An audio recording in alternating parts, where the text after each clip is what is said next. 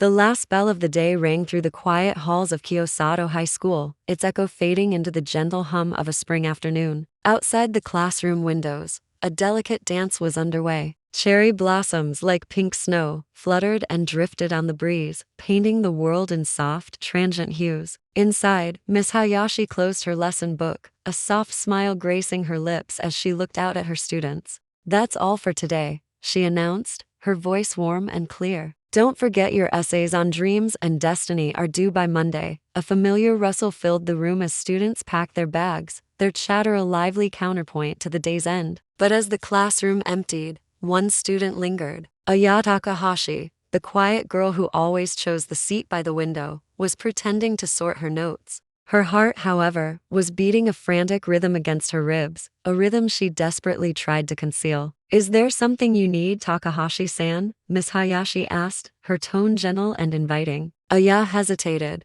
the words caught in her throat. She took a breath. "Sensei, could you look at my essay? I'm not sure it's any good." "Of course," Miss Hayashi said, motioning for her to come closer. The teacher's voice was calm, melodic, the kind that could soothe any storm. From the very first day of class, Aya had found herself drawn to her. She admired Miss Hayashi's kindness, her quiet strength, and her unique ability to find beauty in the most ordinary of things. Aya walked to the front, her footsteps barely making a sound on the wooden floor. She handed over the papers, her fingers trembling slightly. As Miss Hayashi began to read, a profound silence settled over the room, broken only by the soft whisper of the afternoon breeze against the glass. The teacher's eyes moved across the page with focused attention, taking in every word. After what felt like an eternity, Miss Hayashi looked up, her expression one of genuine surprise and admiration. "This is beautiful, Aya," she said, her voice filled with a new warmth.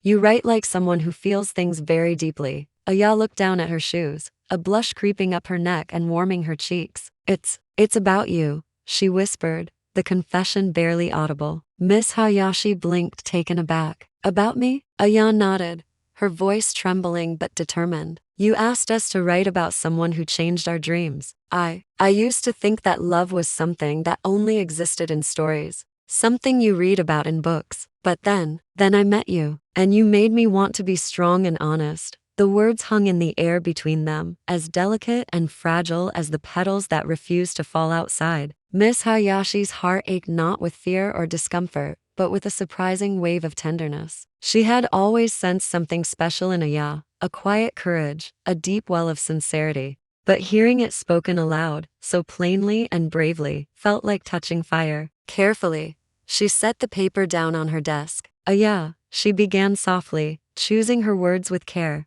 "I'm your teacher. You know what you're feeling. It's natural to admire someone older, someone who guides you. But I know," Aya interrupted, her eyes glistening with unshed tears. "But it's not wrong to love someone, is it? Even if it can't be the same kind of love?" For a long suspended moment, Miss Hayashi said nothing. Outside, the wind caught a swirl of cherry blossoms, sending them spiraling past the window in a soft pink rain. The world seemed to hold its breath. "No," she said at last, her voice barely a whisper. "It's not wrong." A single tear escaped and traced a path down Aya's cheek, but she was smiling, a smile of pure, unburdened relief. "Then that's enough for me." She stood up straight, offering a slight, respectful bow. "Thank you for everything, Sensei." Aya turned to leave, to walk back into the world where things were simpler. But as she did, Miss Hayashi reached out instinctively, her fingers brushing against the fabric of Aya's sleeve. The touch was feather-light, barely there, yet it carried the weight of everything that remained unspoken between them.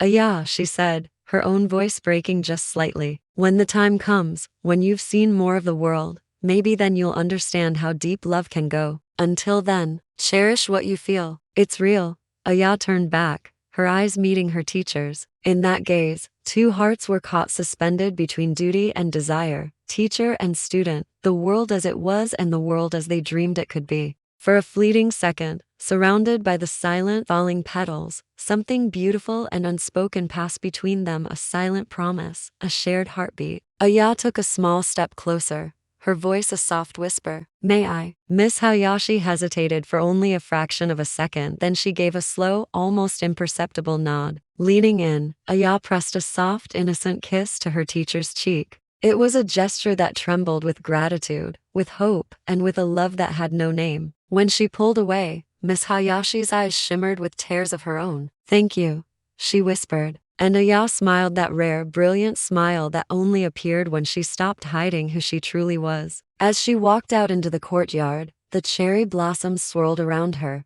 painting the air with vibrant streaks of pink and white. From the classroom window, Miss Hayashi watched her go, her hand pressed gently to her cheek where the memory of the kiss still lingered. In the distance, the faint, resonant bell of the temple down the street rang out, sounding like both an ending and a beginning. Aya would graduate soon. Life would move forward, as it always does. But in that quiet classroom, beneath the falling sakura, two souls had met. They had recognized something true in each other, that love, even when it must remain unspoken, even when it takes a form the world might not understand, is still love. And sometimes that is more than enough. You know, it's stories like this that remind us of the quiet, beautiful connections that shape our lives. And speaking of connections, I looked at our channel's analytics. And it turns out that a huge number of you who watch these stories aren't subscribed. If you enjoyed this and want to hear more, taking just a second to click that subscribe button would mean the world to us. It helps us keep creating this content for you. Thank you for watching and for being part of this community. We'll see you in the next story.